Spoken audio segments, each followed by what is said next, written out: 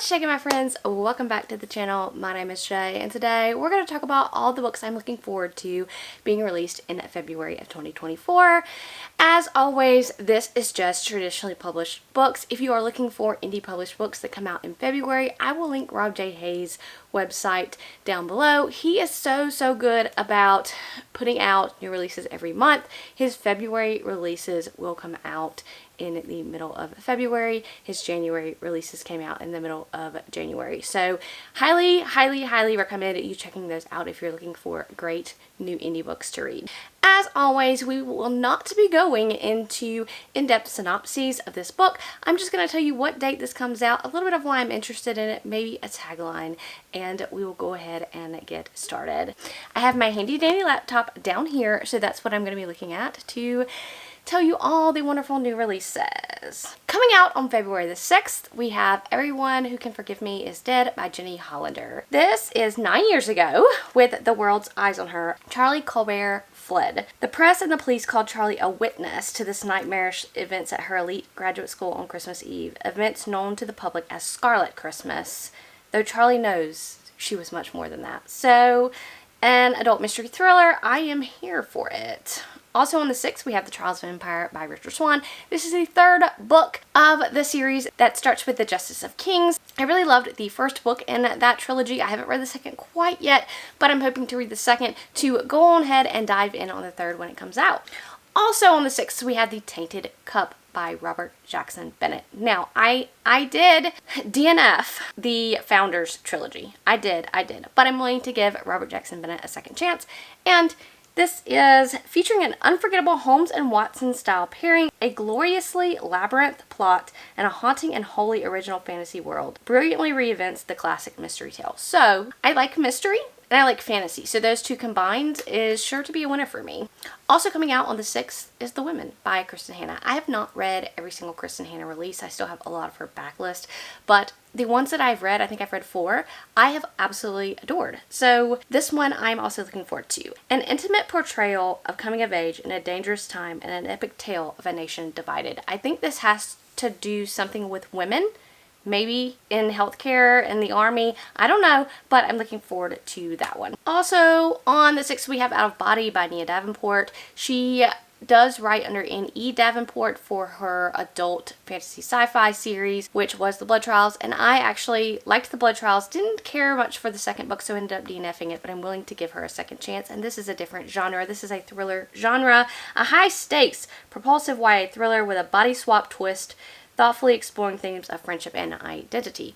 Now, I am kind of getting out of the YA vibe, but more out of the YA fantasy vibe. I'm still kind of liking some of the mystery thriller elements of it, so that's one to put on the radar. And finally, on the 6th, we have Your Shadow Half Remains by Sunny Moraine. Riley has not seen a single human face in longer than she can reckon. No faces, no eyes, not if you want to survive. So this is kind of like a Bird Box kind of thing, and I am here for it. I think it's definitely a horror, but I'm not sure who published it, but I love the cover. Then moving on to the 13th is An Education in Malice by S.T. Gibson. I was a fan of A Dowry of Blood, but I wasn't like the hugest fan of it, but I'm still looking forward to reading more in this kind of world. So this is Laura must confront her own strange hungers, tangled in a sinister game of politics, bloodthirsty professors, and dark magic.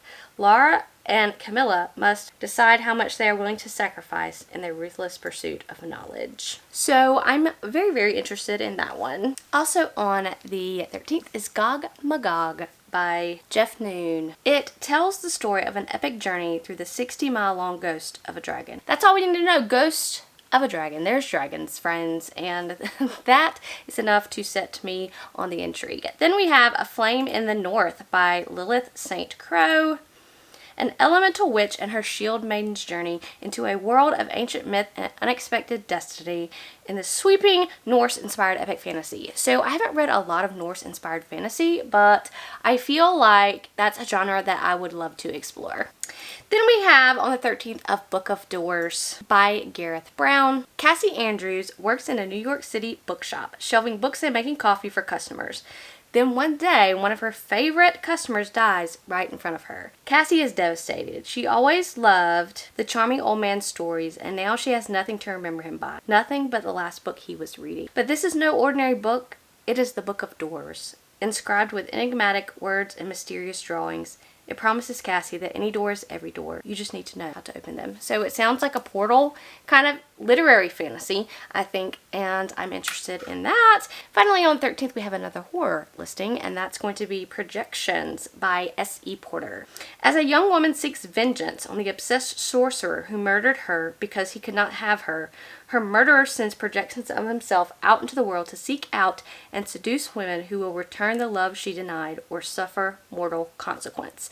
A lush gothic journey across worlds full of strange characters and even stranger magic. So, horror fantasy, count me in. Then we're going to move on to the 20th, which starts out with The Ashfire King by Chelsea Abdullah, and this is the sequel to The Stardust Thief, which I am very much looking forward to. I liked The Stardust Thief, and I'm looking forward to see what she does in the sequel.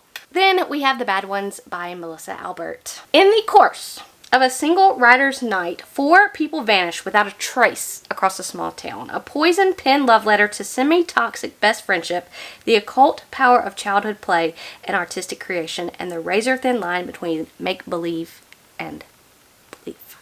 Okay, fantastic. I also really like Melissa Albert's covers as of late, so I really like this one. Then finally on the 20th, we have A Tempest of Tea by Hafsa Faizal. I never read her first trilogy. I can't remember what it was about, but this one has something to do with vampires. So, new fantasy duology, which we always love a duology, about an orphan girl and her crew who get tangled in a heist with the vampires. So, okay, heist, story, buzzword, then vampires, another buzzword. Then going on to the 27th, we have Kindling by Tracy Chee. This is a standalone fantasy set against a war-ravaged world where kindling warfare, the use of elite magic-wielding teenage soldiers, has been outlawed. In this rich and evocative novel, 7 kindlings search for purpose and identity as they prepare for one final battle. So could be a found family. This is, I think, a YA fantasy, which again, I'm not as keen on them as I normally, as other genres, but I will still read some that make me interested in them. Then we have another kind of fantasy horror, I think, is The Butcher of the Forest by Premi Muhammad. I don't know if I said that right. A world-weary woman races against the clock to rescue the children of a wrathful tyrant from a dangerous, otherworldly forest. So, count me in. Check. Then we have Tender Beasts by Lizelle Sandberry. Listen, she does YA horror. I think, I've heard nothing but good reviews about Delicious Monsters, which was her YA horror that came out last year. I haven't read it yet. It's in the bag. I want to read it. But this one is, after her private school is rocked by a gruesome murder, a teen tries to find the real killer and clear her brother's name in this young adult horror novel. So I'm all for it and interested to read more from her. Then we have Red Sight by Meredith Mooring, an imaginative new space opera filled with sapphic romance, space pirates, a blind witch, and a powerful priestess. So all of those are buzzwords. We always need a new space opera. Then on the 27th, we have Fathom Folk by Eliza Chan. I love this cover, ladies and gentlemen. I really just do. This is a modern myth-inflicted story of revolution and magic set against the glittering, semi-submerged city of Tiankawi? I just know I butchered that. Shining pearl of human civilization and a safe haven for those fleeing civil unrest, or at least that's how it first appears. Okay, check.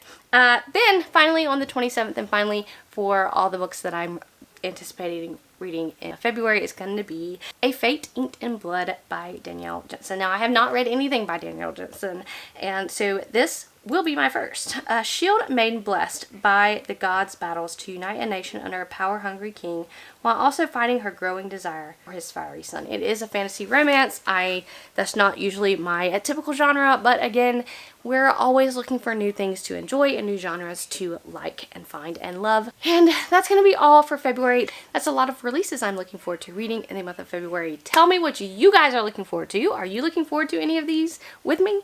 Do you like all these pretty, beautiful covers? I feel like February is such a great month for releases, let me know down in the comments below, and I'll catch you guys later.